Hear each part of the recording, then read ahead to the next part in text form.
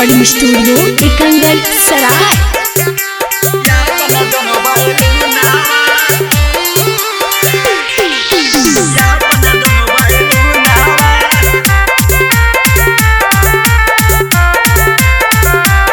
Presented by किसका films. छोड़ी के काहे चाल गेनी छौड़ी ससुररिया, छोड़ी के काहे चाल गेनी छौड़ी ससुररिया। वीडियो कॉलवा के देखा देना छौड़िया अपन दोनों बैलुनवा। वीडियो कॉलवा के देखा देना छौड़िया अपन दोनों बैलुनवा।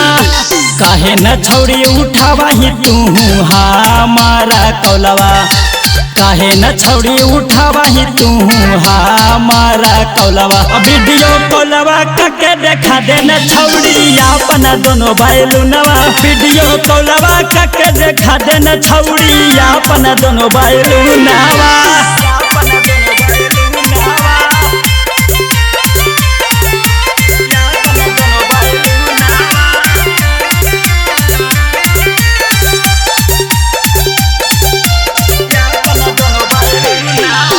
एको बेरी सोचनी नहीं होलो जब से शादी गे, तोहर जवानी ऐसे में हो जैतौ बराबादी गे।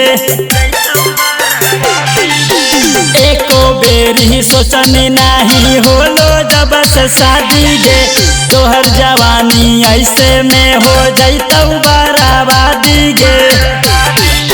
रंजित जैसन यार छौड़ी मिलतौ नहीं दोबारा, राकेश जैसन यार छौड़ी मिलतौ नहीं दोबारा। वीडियो कॉलवा के देखा देना छौड़िया अपन दोनों बैलुनवा। वीडियो कॉलवा के देखा देना छौड़िया अपन दोनों बैलुनवा।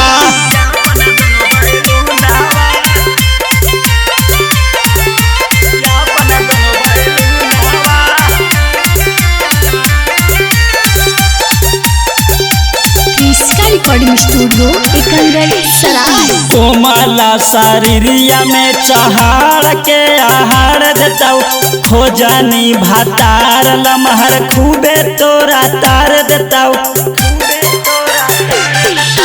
कोमला शरीरिया में चढ़ के आहार देताऊ, खोजनी भातार लमहर खूबे तोरा तार देताऊ।